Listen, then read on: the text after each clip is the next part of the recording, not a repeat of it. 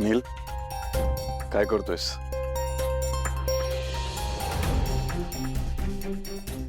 Normal होते.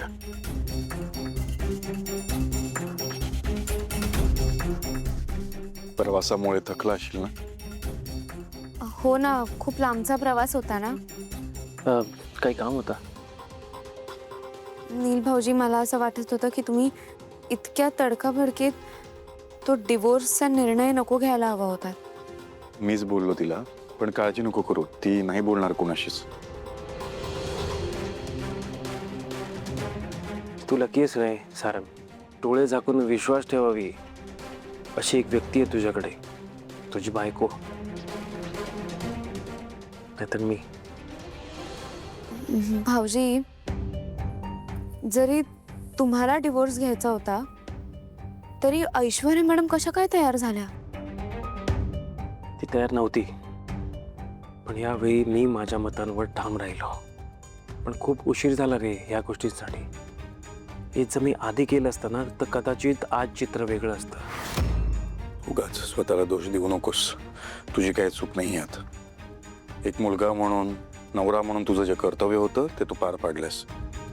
मला सांग, तिकडे गेल्यावर ऐश्वर्याच्या घरी काय काय घडलं?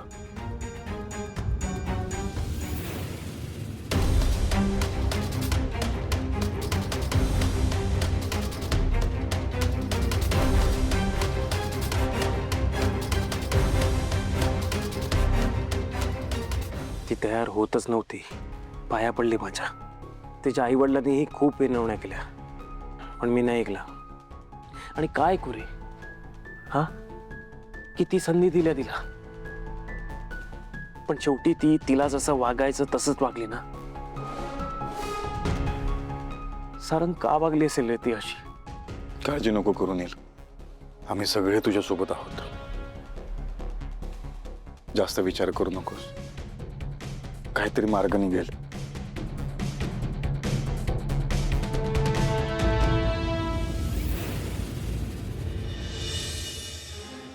तिलोत्तमा मॅडम, तुम्ही कशाला कष्ट घेतलेत? मला सांगायचं ना, मी करून दिलं असतं लगेच.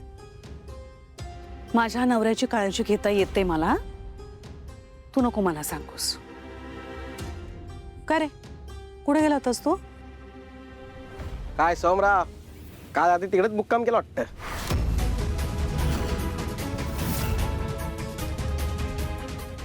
तिकडे?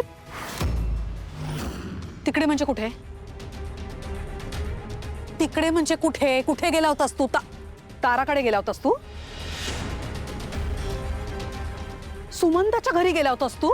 तुला माहितीये ना, त्यांचा आणि आपला आता काहीही संबंध उरलेला नाहीये. मी ताराला अजूनपर्यंत माफ केलेलं नाहीये. तू एवढं सगळं माहित असून सुद्धा तिथे जाऊन राहिलास तू रात्रभर? हो, राहिलो होतो. काय चुकीचं केलं मी? कुठे चुकीच्या ठिकाणी राहिलो का? अरे, माझ्या बायकोच्याच घरी राहिलो होतो ना. ओ, म्हणजे आता माझ्या बायकोच्या घरी राहायला पण मला तुझ्या परमिशनची गरज लागणार आहे? सोहम, तू माझ्याशी बोलतोय, तुझ्या आईशी. जरा भान ठेवून बोल. त्या परक्या पोरीसाठी तू आता माझ्याशी वाद घालणार आहेस? हा, मी पुन्हा एकदा सांगतेय, मी ताराला माफ केलेलं नाहीये, तेव्हा त्या घराचे आणि आपले संबंध उरलेले नाहीये. पण मी संबंध ठेवणार. शेवटी हे माझं आयुष्य आहे. आय डोंट बिलीव्ह दिस. मला खरंच वाटत नाहीये तू माझ्याशी असं बोलतोयस. आतापर्यंत माझ्या शब्दाबाहेर जायचा नाहीस तू, आणि आता शब्दाला शब्द काय लावतोयस? उलट उत्तर काय करतोयस? मग अगदी करेक्ट बोललीस तू. आतापर्यंत तुझा शब्द आणि शब्द ऐकत होतो मी, पण आता मला कळून चुकलंय की या घरात फक्त तुझाच शब्द चालतो. बाकीच्यांच्या शब्दाला काहीच किंमत नाहीये. बाकीचे स्वतःचा असा मुद्दाच मांडू शकत नाही या घरात. इतरांचं मतच असू शकत नाही. प्रत्येक वेळी तू म्हणशील तसंच होईल, तू म्हणशील तीच पूर्व दिशा. ऐका ना, शब्दाला शब्द वाढत जातोय.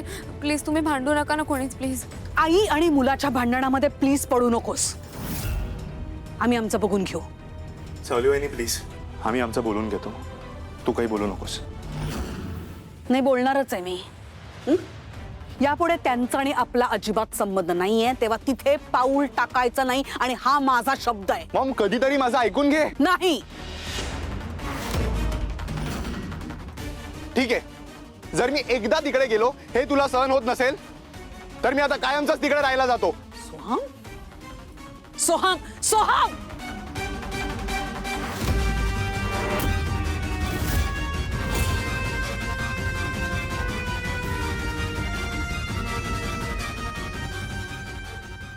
चला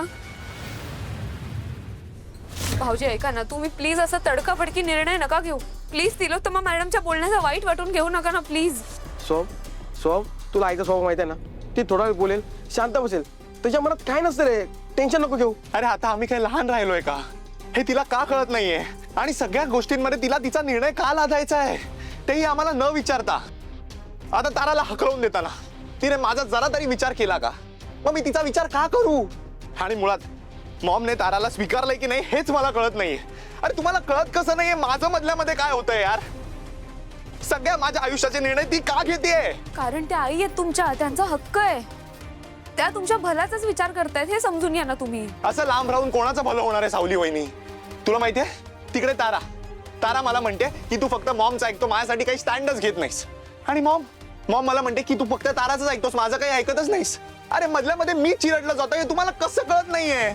माझ्यासारख्या माणसाने काय करायचं सांगा ना? काय करायचं? बायकोचं ऐकायचं की आईचं ऐकायचं? सोम शांत हो, डोक्यात राग घालून घेऊ नकोस, थोडा वेळ घे, सगळं ठीक होईल. अरे सगळे मला हेच सांगतात रे बबलू, वेळ दे, सगळं ठीक होईल, सगळं ठीक होईल. असं काही आपोआप ठीक होत नसतं. मॉमला ना फक्त न्याय इम्पॉर्टंट आहे, नाती इम्पॉर्टंटच नाहीयेत. असं नाहीये सोम भाऊजी. असंच आहे सावली वहिनी, मॉमला फक्त आणि फक्त न्याय इम्पॉर्टंट आहे. तिला नाती जपता येत नाहीत आणि हे खरं आहे. सोम सोम ऐक ना, सोम सोम भाऊजी ऐका ना प्लीज. सोम भाऊजी. सोम.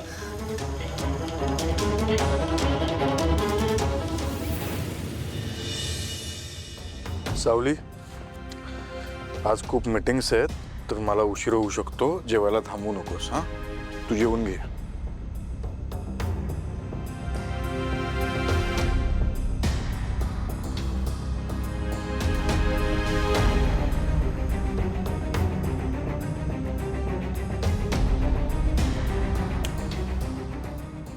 कसला विचार करते?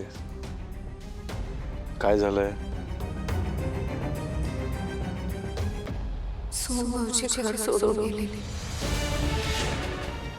कधी? काय पण काय झालं काय? त्यांच्यात आणि तिलोत्तमा मॅडम मध्ये खूप मोठा वाद झाला.